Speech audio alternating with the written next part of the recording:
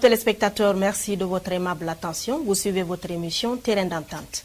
Terrain d'entente est un espace d'échange où nous allons ensemble chercher et proposer des solutions aux différents problèmes communs liés, n'est-ce pas, à notre vie quotidienne et à celle de notre beau pays, la Guinée. La principale règle de cette émission est de comprendre nos différences et de rechercher un terrain d'entente pour agir sur nos points communs. Dans ce numéro du jour, donc, nous parlerons du processus électoral.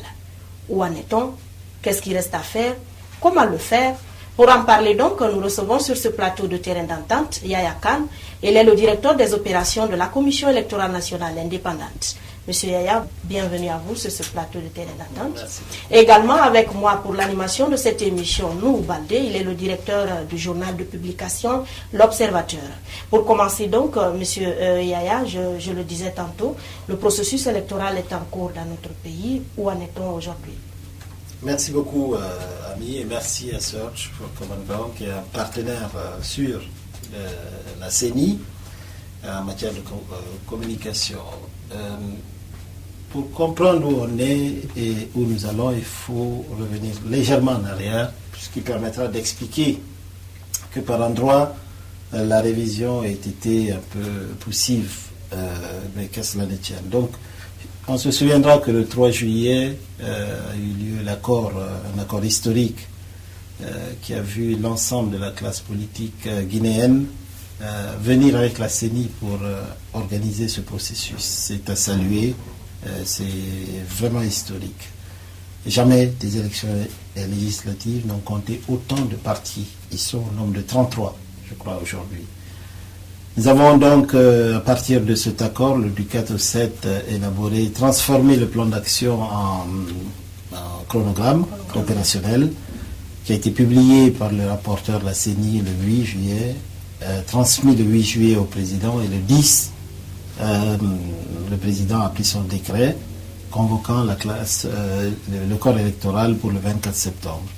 Et le 12, nous étions sur le terrain pour la formation de 34 000 délégués des partis politiques et à peu près autant, environ 5 000 membres des CAL, 5 à 6 000.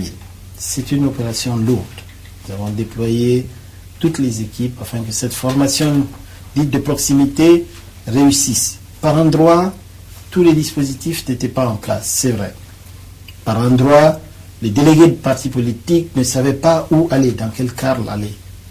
C'est vrai, c'est acté, parce que les décisions n'avaient pas été, les décisions conjointes CEPI, préfecture, n'avaient pas été communiquées à temps aux fédérations des partis politiques à la base. Et ça, c'était dû à quoi? Qui n'ont pas encore tous les automatismes de préparation en amont des opérations, mais ils se sont rattrapés très vite parce que 24 heures après, tout le monde était dans les cadres. Nous avons corrigé cette anomalie en ce sens qu'on a publié, envoyé des communiqués, informé tous les membres des cadres, les 3 membres administratifs, c'est-à-dire le représentant de la CENI, celui du préfet, donc de l'administration du territoire, et celui du maire. Nous les avons instruits de faire cette formation en continu. Tous les nouveaux délégués, sur simple demande à ces 3 personnes dans les CAL, doivent avoir toutes les informations pour exercer leur mission de surveillance des opérations. Ils doivent savoir que tel document sert à telle chose, et voilà comment on porte des réserves lorsqu'on n'est pas d'accord avec l'inscription de tel ou tel citoyen. Voilà un peu où nous en sommes. D'accord. Et à votre avis, qu'est-ce qui fait la spécificité de cette autre révision? Il n'y a pas de spécificité. Je vous rappelle quand même que la révision précédente, on est parti avec 1550.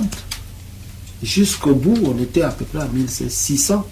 Et ça donnait 1 600 000 nouveaux inscrits. Comprenez? La spécificité de cet enrôlement, c'est que tout le monde l'a constaté, il n'y a pas un grand engouement. Il n'y a pas une grosse affluence par-ci par-là. Là encore, c'est dû au fait que est-ce que cela voudrait dire que la communication a manqué autour de cette... Non, ce n'est pas la communication. Vous avez reçu des SMS, il y a Search qui nous gratifie de communiquer, de spots radiodiffusés.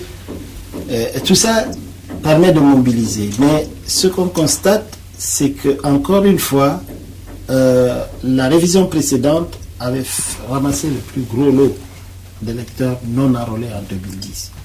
Il en reste dans des poches bien précises et je peux vous dire que si vous me donnez un cas, deux cas, ratement, Mali, etc., sur le reste du territoire, ça fonctionne et ça enrôle.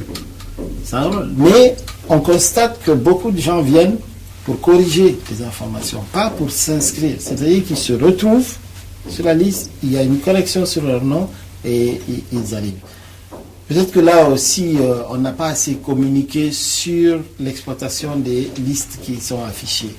Elles ont été affichées pour une simple raison. Avant la révision, ou pendant, c'était pour que vous alliez vous identifier. Si vous êtes sur la carte, vous n'avez pas sur la liste affichée, vous n'avez pas besoin de venir. Il fallait laisser l'objectif, c'était de laisser les files d'attente aux seuls citoyens qui n'ont jamais été inscrits sur une liste électorale.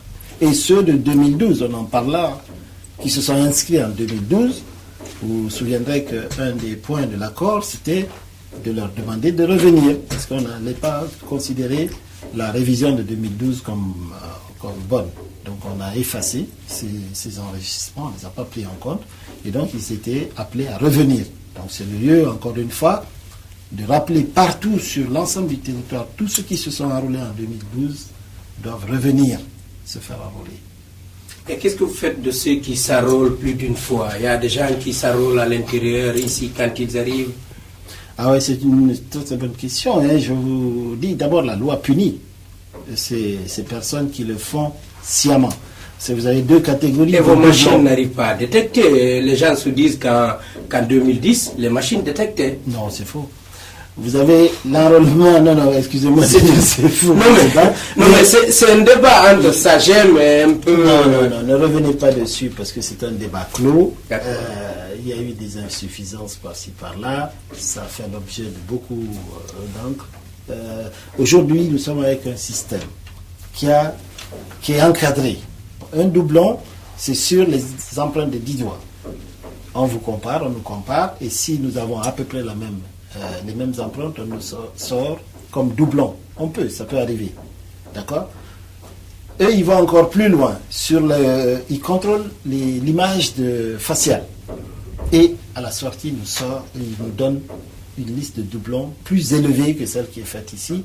Parce que ça aurait pu être fait ici, mais il aurait fallu sortir des moyens énormes. Donc, ce n'est pas l'objet. On n'est pas là pour créer un serveur pour faire des dédoublonnages pour le monde entier. Eux, c'est leur métier. C'est la raison pour laquelle on a transmis tout le fichier des empreintes uniquement des électeurs guinéens à la société pour rechercher les doublons à la fois sur les empreintes et sur la face. Aujourd'hui, on a un double système de recherche des doublons. Celui local, de Sabadell et celui à Bruxelles. Les conflits électoraux sont nés du fichier électoral. Est-ce que vous en êtes réellement conscient? Pourquoi ce tâtonnement? Quel tâtonnement? On a l'impression que vous tâtonnez parce qu'une machine, vous la lancez, vous commencez l'enrôlement. Quand il y a des problèmes, vous nous dites c'est quel cas, la numéro tel, et puis dans moins d'une journée, on vient. Alors que vous êtes là justement pour le faire. Je veux dire, même avec ces pannes, il faut relativiser, je pense. On est à presque 1900, certainement. Aujourd'hui, je reprends les statistiques d'hier. On est à 1900 fonctionnels. Et ça... 1900 cales. 1900 cales fonctionnels, kits fonctionnels, etc. Où on enrôle. Allez-y. Vous avez des pannes par endroit, mais la grande majorité fonctionne. Vous avez aussi du personnel des cales qui proteste pour le non-paiement de leur... Non, vous avez posé... Préalablement, vous avez posé un problème intéressant, c'est la question de la fiabilité du fichier. Et effectivement, tous les conflits en Afrique, et même dans le monde, naissent de la constitution des fichiers. Donc, on y prend garde. C'est pour ça que nous avons mis un système de sécurisation à la demande des partis politiques qui ont insisté pour que ce fichier soit beaucoup plus sécurisé, beaucoup plus encadré et inclusif. Voilà pourquoi on a ouvert une nouvelle période d'enrôlement, pour que tout le monde vienne. Parce qu'il n'y a rien de plus grave que frustrer un citoyen qui voit que son candidat ne sera pas élu parce qu'il n'a pas pu avoir une carte d'électeur. Donc, on les appelle à cela. Ceux-là qui veulent tricher, on en parlait tout à l'heure au sujet des doublons, et ça fait partie de la sécurisation du fichier. Ceux-là, il faut qu'ils sachent qu'on les retrouvera. Ils peuvent s'inscrire 20 fois dans des cartes différentes parce qu'il n'y a pas. Actuellement, on n'est pas en mode. C'est un peu technique, mais en mode client-serveur. Et pourquoi vous ne communiquez pas suffisamment à propos? Mais c'est ce qu'on fait là maintenant. Tous les kits, les 2000 kits, c'est pas tard. Ici, il n'est jamais trop tard parce on a encore une période un peu en avant pour pouvoir corriger et rendre ce fichier vraiment fiable. Donc, tout cela qui s'amuse à passer dans plusieurs kits, parce que sur le même kit, on ne peut pas s'inscrire 2 fois. Par contre, si vous allez dans 2 ou 3 kits, vous pouvez le faire, mais ils seront retrouvés. Et ils seront évacués sur la liste des invalides qu'on a affichés actuellement. Il y en aura une encore qui va afficher leurs photos. Comprenez? Pour leur dire que vous êtes inscrits plus d'une fois. Tous ceux qui seront sur la liste des doublons présumés seront affichés avec leurs photos. Et là, si vous... Et qu'est-ce qui va se passer pour eux? Non. Si on considère que ce sont des pratiques abusives, qu'il l'a fait plus de 2 fois, il n'a pas déménagé rien, il est dans le même quartier, il s'amuse à ça, mais il sera puni par la loi. Les articles, relisez les articles 200, 201, 203, 204 du Code électoral, ils seront punis conformément à ces articles-là de 1 à 6 mois d'emprisonnement et d'une amende allant de 1,5 million à 3 millions de francs. Mais il aura quand même une carte électorale. Non, il ne pourra pas voter, puisque s'il a sa carte, il sera affiché devant les carles lors de la période de révision. Lors de la période d'affichage provisoire, parce qu'on ne peut pas tolérer cela. Ça participe à la réalisation d'un fichier où il n'y a pas de tricheur.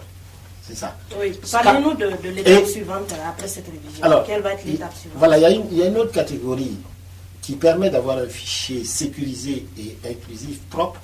C'est la recherche, la chasse aux enfants de moins de 18 ans. Il y en a partout.